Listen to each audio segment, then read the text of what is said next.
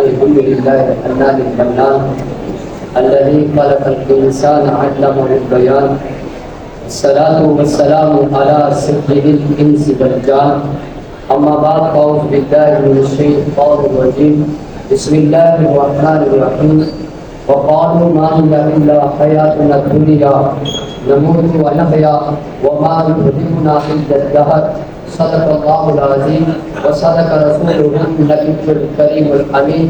امر و صلات کے بعد میرے دل کی واجب الاحترام ام حسن ساتھیو، السلام علیکم ورحمۃ اللہ وبرکاتہ۔ میرا آج کا موضوع فتنہ الحاد اور اس کا رد ہے۔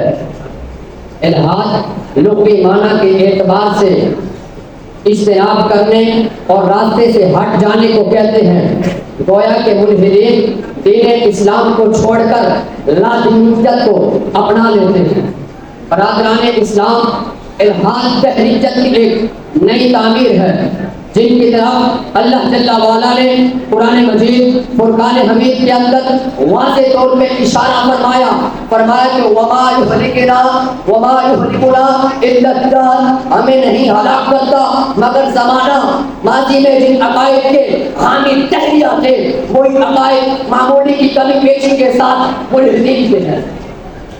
ملحدین کا حملہ صرف اسلام پر نہیں ہوا بلکہ دنیا کے تمام مذاہب اس سے متاثر ہوئے ہیں، لیکن جس شدت کے ساتھ یہ فتنہ اسلام سے ٹکرایا ہے یہ تو اسلام کے اصولوں کی پائیداری اور حقانیت ہے کہ اسلام اپنی شان و شوکت کے ساتھ اس فتنے کے سامنے ٹکا ہوا ہے، ورنہ اسلام کے علاوہ کوئی دوسرا مذہب ہوتا تو وہ صحیح بوجھ ہوتا۔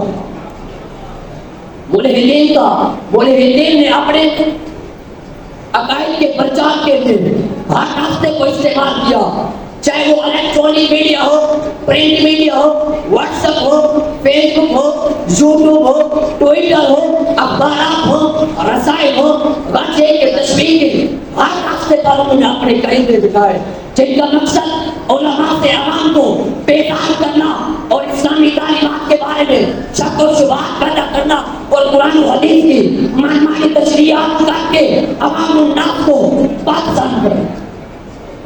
اس بات میں کبھی دو رائے نہیں کہ الحاد کی بنیاد صرف اور صرف نفس پرستی اور خواہشات کی تکمیل پر ہے۔ یقیناً اسلام تو خواہشات نفسانیہ جو اسلام کے منافی ہیں ان کا قاتل ہے، لہذا اسلام کے ہوتے ہوئے ملحدین کے ناپاک عزائم کا پورا ہونا محال تھا۔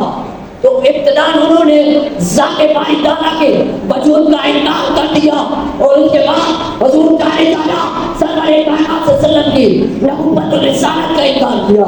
اس کے بعد حشر، نشر، حساب، میزان، جنت، دوزخ، المرجع کے عقیدہ آخرت کا بھی کھلا انکار کر دیا۔ تخلیق کائنات کے بارے میں یہ ڈارون کے نظریہ ارتقا کی حامی ہے جو اسلامی اصولوں کو جدید سائنس کے ترازو میں تولتے ہیں۔ جو شیریں لگا اسے ہرا کر گئے اور جو ترش لگا اسے اگل دیا۔ المختصر یہ کہ موجودہ صدی میں الحاد نے بہت مقبولیت حاصل کر لی ہے۔ اس کی وجہ ہمارے اسکول، کالج اور یونیورسٹی کے وہ طلباء اور طالبات ہیں جو نفسیاتی حوالے سے اسلامی تعلیمات سے دور ہیں۔ الحاد کا نشانہ انہی کو بنایا گیا ہے۔ ان تمام باتوں سے معلوم ہوا کہ فتنہ الحاد کی سرکوبی بے حد ضروری ہے۔ اس سلسلے میں ہماری ذمہ داری بطور محافظ اسلام مزید بڑھ جاتی ہے۔ سب سے پہلے ہمیں خود اسلام پر مکمل عمل پیرا ہونا ہوگا، اس قلوب کی سلمی کعبہ کا مصداق بننا ہوگا، اور اس کے بعد آئے روز نئے سے نئے فطروں کا پیدا ہونا، یہ ہماری اپنی عملی، دینی اور اخلاقی کمزوریوں کے برے اثرات کا نتیجہ ہے۔ ان تمام باتوں کو ہمیں دور کرنا ہوگا۔ اور اس کے بعد یہ کہ ملحدین نے اپنے اعتراضات کا چونکہ ملحدین کے اعتراضات کا جو جواب ہے وہ یہ ہے کہ مدارس اسلامیہ کے طلباء اور طالبات کے لیے جدید عصری علوم کا حاصل کرنا ضروری ہے۔ اور یونیورسٹی اسکول اور کالجز کے طلباء و طالبات کے لیے دینی علوم کا حاصل کرنا بے حد ضروری ہے۔ اس کے بعد ہے کہ حکومت پاکستان ملحدین کی ویب سائٹ، اکاؤنٹ اور چینلوں پر پابندی لگائے اور اس فتنے کے سرگوبی کا عالمی سطح پر جنانے والا اس فتنے کے ستباب کا عالمی سطح پر ستباب کرے۔ خاص طور پر ہمارے سرکاری اور پرائیویٹ ادارے جن کا مقصد صرف مغربی تعلیم اور طرز و فکر کو پھیلانا ہے، ایسے اداروں پر کہیں نظر رکھی جائے تاکہ اس فتنے کو تعصب قیامت تک کے لیے دفن کر دیا جائے۔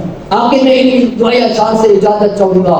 اے خاصان رسول، وقت دعا ہے، امت پہ تیری آ کے عجب وقت پڑا ہے۔ وہ دین جو بڑی شان سے نکلا تھا وطن سے، پردیس میں وہ اب غریب الغربا ہے۔ السلام۔